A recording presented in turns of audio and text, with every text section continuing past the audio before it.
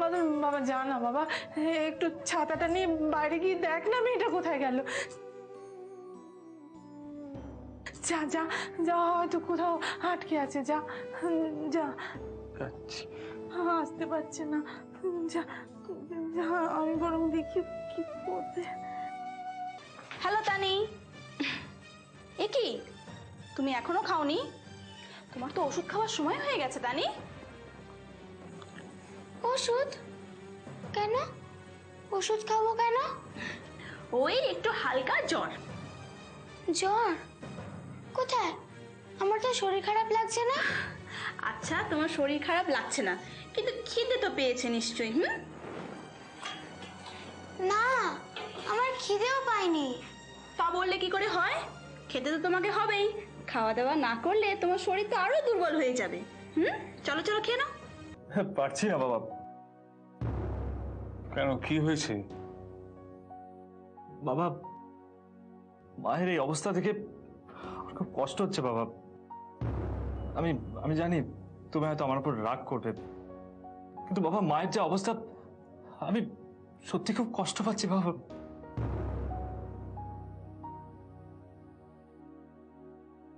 তানি জন্মাবার পর থেকে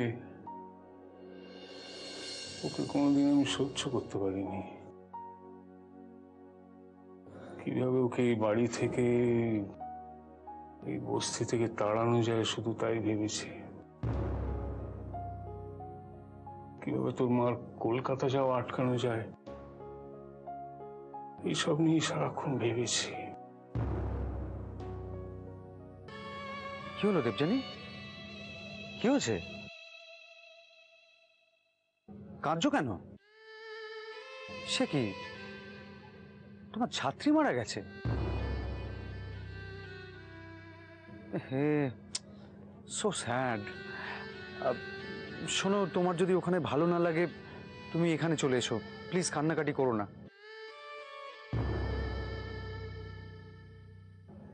কবে আসছো কলকাতায়? ওকে, কালই? Very good. প্লিজ তুমি কান্নাকাটি করো না, ওকে? সব ঠিক হয়ে যাবে।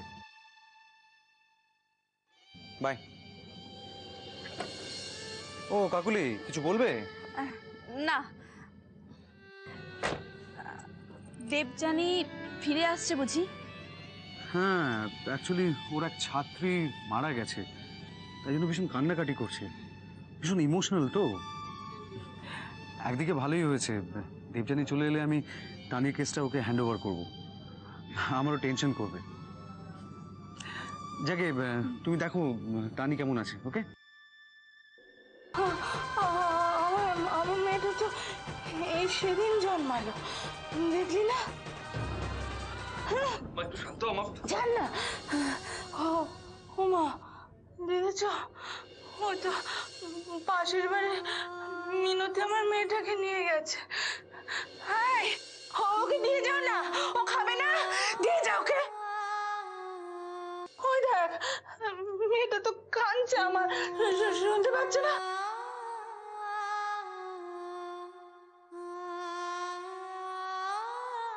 তুই শুনতে পাচ্ছিস না? কাঁদছে তো, দিয়ে যাও না, মেয়েটাকে দিয়ে যাও। মা তুমি একটু শান্ত হও। চুপ করো, চুপ করো। বাদল, তোর মাকে চুপ করতে বল। মা কি আর এসব ইচ্ছা করে করছে বাবা?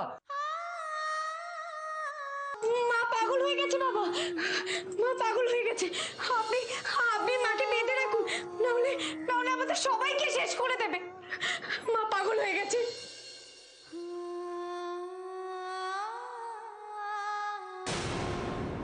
কাঁদছে, দেখ আমার কাঁদছে, দেখ শুনতে পাচ্ছিস না? কাঁদছে তো।